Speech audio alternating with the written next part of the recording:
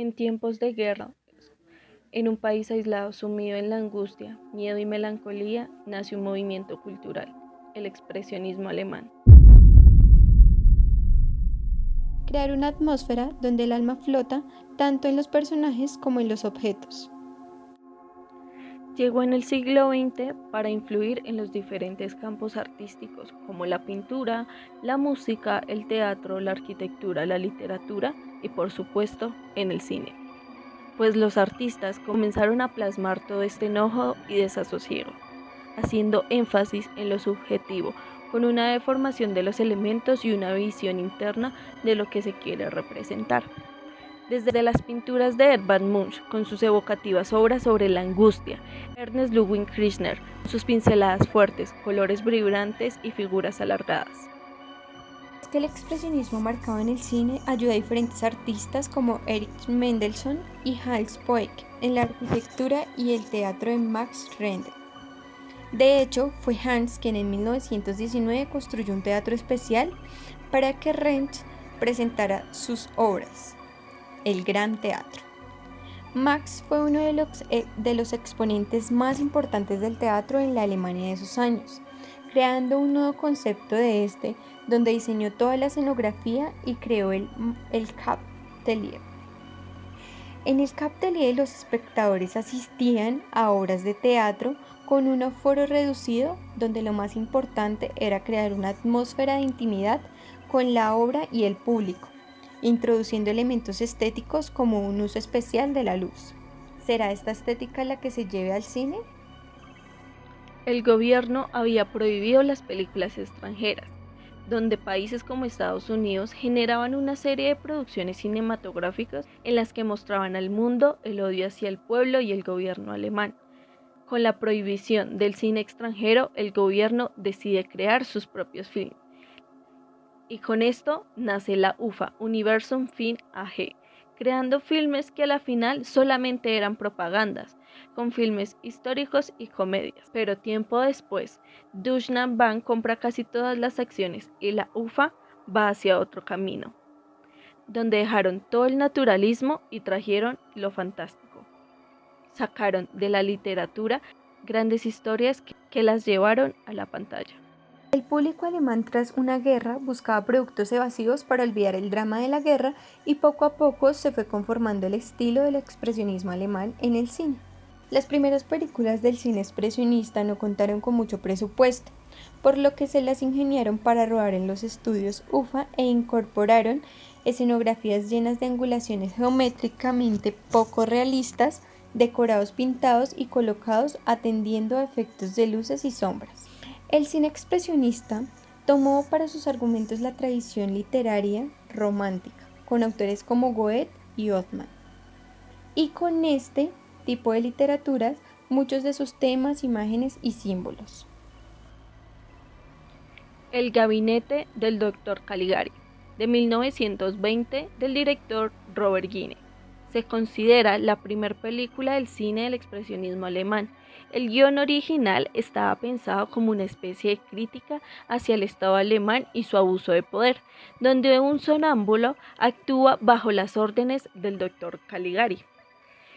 Pero para Guini, posiblemente presionado por el gobierno, añadió dos escenas que cambiaban completamente el sentido de la historia. El universo de la película fue posible sobre todo por los decorados pintados por artistas como Hermann Ward, Walter Groening, Walter Reimann pues el presupuesto era escaso. Las luces y sombras fueron pintadas a mano siguiendo la visión creativa de Guini. Digamos que el personal de iluminación era escaso, pero esto también ayudó a que la película tuviera una estética irreal. En esta película podemos encontrar las características principales de este estilo cinematográfico, comenzando con planos estéticos marcados por una iluminación artificial. Trabajan también con mucho contraste en el claroscuro. Nos da unos decorados con perspectiva falseada, rodados siempre en un estudio, eliminando cualquier tipo de realismo. Este movimiento también entró en la forma de actuar, trayendo más una actuación de teatro, siempre llevando al extremo cada uno de los sentimientos, con fuerza, dolor e impotencia. Hablemos del maquillaje, un maquillaje marcado, duro, grueso, con sombras tan gruesas que ya hasta las figuras de estas también tienen un significado en cada una de las películas. De este movimiento salieron figuras como Max Reinhardt. Para Max, el elemento esencial de la puesta en escena era la luz y en consecuencia las sombras. Algo que representa el expresionismo son los recursos estéticos, las sombras y las luces. No solo sirven de elemento decorativo, sino que incluso llegan a ser un narrativo. Un ejemplo de ello lo vemos en la famosa escena de Nosferatu, donde tiene más importancia la sombra que el personaje. Otro elemento de gran influencia es la arquitectura expresionista. Los rodajes eran, en la mayoría de las películas, en estudios. Esto significaba que era imprescindible adaptar los decorados con telas y otros elementos. La escenografía siguió unos patrones de perspectivas falseadas, líneas oblicuas y diagonales, objetos totalmente asimétricos. Pero películas como Nosferatu salieron del set a las afueras de Eslovaquia. Hablemos de los encuadres, donde la composición está muy trabajada, como si de una obra pictórica se tratara. Directores como Murnau y Land dan cuenta de ello, y es que se utiliza de una forma muy especial el fuera de campo. Como hemos venido diciendo, las sombras son incluso más importantes que los propios personajes. Por ello, se puede decir que todos los elementos son importantes.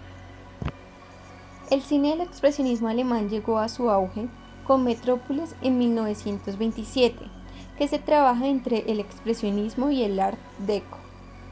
Es una de las películas que tiene un cambio de temática con respecto a las anteriores. Se deja a un lado la literatura romántica y se centra en temas más relevantes en esa época como la corrupción, la desigualdad de clases o la evolución tecnológica e industrial. Y es que el expresionismo alemán marcó la forma de hacer cine. Marcas que se ven hoy en día desde el uso de la luz, en los géneros policiales y de terror, en la estética, en la forma de contar las historias. Podemos hablar del cine de la ciencia ficción, pero también debemos hablar de aquellos directores que lo traen muy a menudo. Y es que si ya hemos visto varias imágenes del expresionismo alemán, uno de los artistas que se nos pueden llegar a la mente es Tim Burton, porque en su filmografía casi siempre trae este movimiento. Podemos verlo desde las películas como Batman de 1989, aquella ciudad gótica que asemeja mucho a Metrópolis. O hablemos de Vincent de 1982, uno de sus primeros trabajos donde se puede ver totalmente el expresionismo.